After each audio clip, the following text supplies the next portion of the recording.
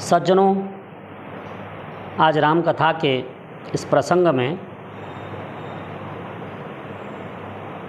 शूर्पणखा का आगमन प्रसंग आपके बीच प्रस्तुत करने जा रहा हूँ। पंचवटी में प्रभु श्री राम, लक्ष्मण, भगवती सीता अपने पर्ण कुटीर में निवास किया करते थे। एक दिन प्रातःकाल गोदावरी नदी में स्नान करने के लिए गए और स्नान करके जैसे ही अपने आश्रम की ओर लौटे, पीछे पीछे एक विकराल रूप वाली शूर्पणखा नाम की राक्षसी आ पहुँची। शूर्पणखा को देख करके प्रभु श्री राम ने पूछा, हे राक्षसी, तुम कौन हो? तुम्हारा क्या नाम है? तुम किस प्रयोजन के लिए यहाँ आई हो? राम के विनम्र वचन सुनकर अट्टहास करती हुई शूर्पणखा बोली, मैं शूर्पणखा हूँ, मेरा भाई रावण है, एक भाई विभीषण है, एक भाई कुंभकर्ण है। विभीषण कुछ धर्मात्मा है, परंतु रावण और कुंभकर्ण अत्यंत बलशाली हैं और उनको धर्म से कुछ लेना देना नहीं है। इसके अतिरिक्त मेरे दो और भाई हैं, खर और दूषण।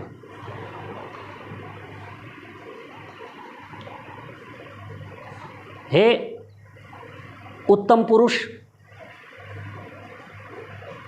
तुम देखने में अत्यंत सुंदर हो। तुम एक स्त्री के साथ इस वन में बिना अनुमति के कैसे विचरण कर रहे हो? यह क्षेत्र मेरे अधिकार में आता है। इस पर प्रभु श्री राम ने अपना परिचय देते हुए कहा, आसीत दशरथो राजा, मेरे पिता अयोध्या के महाराजा दशरथ थे। मैं उनका ज्येष्ठ पुत्र हूँ। ये मेरा छोटा भाई लक्ष्मण है। यह सुंदर दिखने वाली मेरी धर्मपत्नी सीता है। मैं अपने पिता की आज्ञाओं का पालन करने के लिए 14 वर्ष के लिए वन में विचरण कर रहा हूँ, वनवासी बनकर आया हूँ। इस पर शूर्पणखा बोली, तुम अत्यंत सुंदर हो और सीता बहुत कुरूप है। इस सीता को छोड़ दो। हे राम, तुम मेरे साथ विवाह करो। शूर्पणखा का प्रस्ताव सुनकर के प्रभु श्री राम मुस्कुराकर बोले कि मैं सीता को छोड़ नहीं सकता। सीता से अत्यंत प्रेम करता हूँ और सीता भी मुझ पर अत्यंत प्रेम करती है। मेरा भाई लक्ष्मण है, मेरे समान अत्यंत सुंदर और बलशाली है, धनुर्धर है, और इस समय इसके पास स्त्री भी नहीं है। इसलिए हे शूर्पणखा, यदि तुम्हारा प्रस्ताव लक्ष्मण मान जाए तो तुम लक्ष्मण के साथ शादी करके रह सकती हो। अर्थात राम ने पिंड छुटाना चाहा इस राक्षसी से। राम के वचन सुन करके शूर्पणखा भाग करके लक्ष्मण के पास गई। बोली, तुम्हारे भैया ने कहा है कि लक्ष्मण से शादी कर लो, मैं तुमसे शादी करना चाहता हूँ। दुनिया के लोगों, लक्ष्मण ने कहा, मेरे साथ शादी करके क्या करोगी? कथम दासस्य दासिका, मैं स्वयं दास हूँ, इनका सेवक हूँ, और मेरे साथ शादी करोगे तो सारा जीवन सेविका बन के रहना पड़ेगा, नौकर बन के। मैं इन्हीं के ऊपर आश्रित हूँ, इसलिए तुम अच्छा है कि राम के पास जाओ, यदि वो तुम्हारा प्रस्ताव मान लें तो तुम सम्राज्ञी बन जाओगे, राज्य बन जाओगे, रानी बन के राज करोगे। इस पर शूर्पणखा फिर भाग करके श्री राम के पास पहुंची और कहने लगी, सुनो राम, अहम शूर्पणखा नाम राक्षसी कामरूपिणी अरण्यम विचरामि दमेका सर्वभयंकर। मैं शूर्पणखा नाम की राक्षसी हूँ और स्वेच्छाचार से वन में विचरण करती हूँ। सबको परेशान करने की दृष्टि से इस वन में विचरण करना मेरा उद्देश्य है। और मेरा रूप भी भयंकर है, मुझे देखते ही साधारण लोग डर जाते हैं, पर तुम दोनों भाई फिर भी मुझसे डर नहीं रहे हो। न तुम मेरे प्रस्ताव को स्वीकार कर रहे हो, इसलिए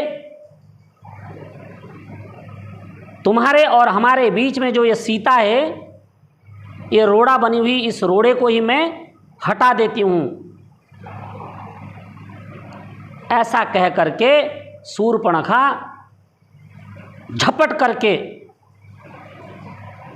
सीता के पास पहुंची और सीता को झपट करके पकड़ा और सीता को नीचे गिरा दिया और सीता की छाती पर चढ़ गई और गर्दन दबाने लगी। और सीता ने हे राम बचाओ बचाओ इस प्रकार जब आवाज निकाला तो राम ने अत्यंत क्रुद्ध होकर के लक्ष्मण को कहा, ऐसे असभ्य राक्षसियों के साथ मजाक नहीं किया करते। हे लक्ष्मण, शीघ्रातिशीघ्र इसको सबक सिखाओ और अपनी वीरता दिखाओ। अपने भ्राता श्री राम का आदेश पाकर लक्ष्मण ने तीक्ष्ण तलवार निकाला और उससे पहले तो सावधान किया कि तुम मेरी भाभी को छोड़ दो, लेकिन शूर्पणखा ने तो कस करके पकड़ा हुआ था सीता को, छोड़ने का नाम नहीं ले रही थी। तो जब 2-3 बार कहा लक्ष्मण ने छोड़ो छोड़ो, जब नहीं छोड़ा तो क्रुद्ध होकर लक्ष्मण ने उसके हाथ पर वार किया और फिर भी जब उसने छोड़ा नहीं तो उसके नाक को काट दिया, उसके कान को काट दिया। जब खून बहने लगा तब वह राक्षसी उठ करके भागी। सज्जनों, लक्ष्मण ने यदि उस समय राक्षसी शूर्पणखा पर प्रहार नहीं किया होता तो सीता की जान चली जाती। इसलिए लक्ष्मण ने जो किया वह धर्म के अनुसार अपनी भाभी की रक्षा के लिए शस्त्रों को चलाया और वीरता का परिचय दिया।